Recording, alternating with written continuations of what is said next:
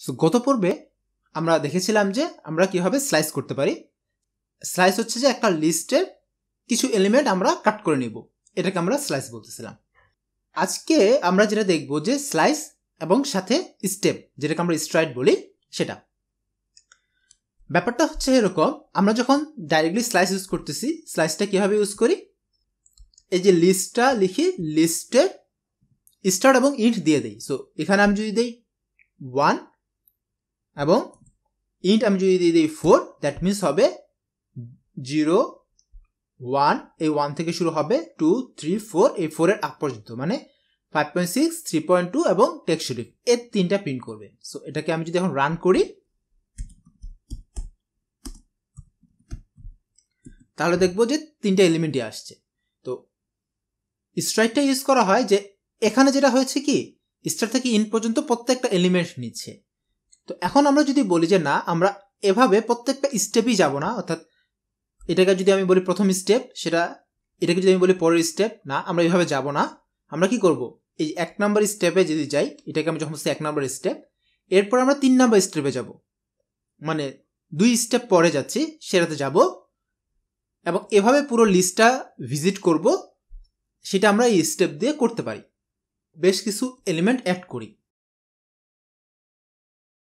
তো আমি অনেকগুলো এলিমেন্ট নিয়েছি, 3 3 6 7 আর 9টা নিয়েছি। তো আমি 1 থেকে শুরু করে আমি যদি 7 দেই এবং আমি যদি এখন এটাকে রান করি, তাহলে দেখবো টোটাল আমরা 6টা এলিমেন্ট পাচ্ছি। তো আমি 6টা এলিমেন্টে কি হয়েছে, প্রত্যেকটাই আসছে, বাট আমি চাচ্ছি যে না, 3 এর পর যদি 4 আসে, মানে এই 5টা স্কিপ করে যাই, আবার 4 এর পর যদি আমি 9 চাই, এই 2টা স্কিপ করে যাব, এভাবে আমরা স্কিপ করে করে যাব, স্টেপ পর যাব, সেটা আমরা এখানে লিখে দিলেই হয়। তো আমি যদি এখানে বলি 2, দ্যাট মিনস যেটা হবে সেটা হলো এক স্টেপ পরপর না যায়, সে 2 স্টেপ পরপর যাবে, অর্থাৎ 3 এর পর এই 5 প্রিন্ট না করে 3 এর পর 4 প্রিন্ট করবে, আবার 4 এর পর 2 প্রিন্ট না করে 4 এর পর 9 প্রিন্ট করবে। তো এটাকে আমি যদি এখন রান করি, তাহলে দেখবো যে 3 4 9 এটা আসছে। তো এই জিনিসটাকে অ্যাকচুয়ালি বলা হয় স্ট্রাইড, বা আমরা স্টেপও বলতে পারি। এই যে স্টেপটা আমরা এক্সট্রা লিখতেছি যে কয় ঘর পরপর যাবে, এটা কিন্তু আমরা নেগেটিভও করতে পারি। নেগেটিভ মানে হচ্ছে আমরা যদি চাই যে শেষ থেকে আগের দিকে আসবো, অর্থাৎ প্রথমে 3 আসবে, তারপর 9 আসবে, তারপর 2 আসবে, সেটাও কিন্তু আমরা এভাবে স্টেপ দিয়ে করতে পারি। সেক্ষেত্রে স্টেপটা আমাদেরকে নেগেটিভ দিতে হয়। তো আমি যদি এখানে -2 দেই, তাহলে যেটা হবে, এই যে -2 দিয়েছি, তার মানে হচ্ছে কি, আমি 1 থেকে 7 যাবো -2, তাহলে আমাকে দেখাবে কোনো এলিমেন্টই নাই। কেন নাই?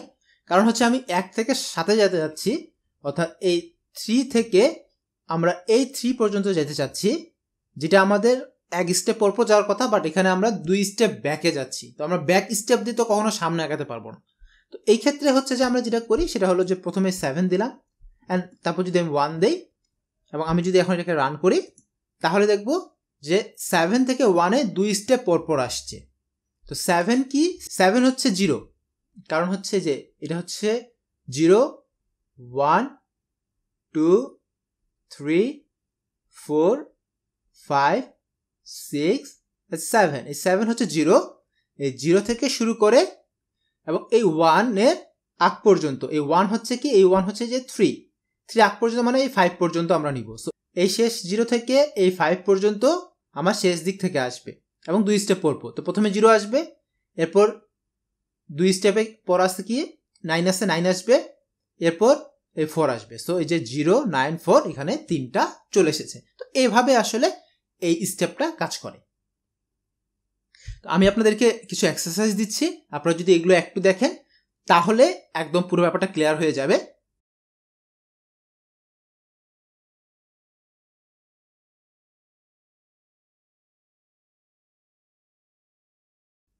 আর আপনার যদি কোনো প্রশ্ন থাকে তাহলে অবশ্যই আমাকে কমেন্ট করে জানাবেন। ধন্যবাদ সবাইকে আমার সাথে থাকার জন্য। দেখা হবে পরের টিউটোরিয়ালে। ধন্যবাদ সবাইকে।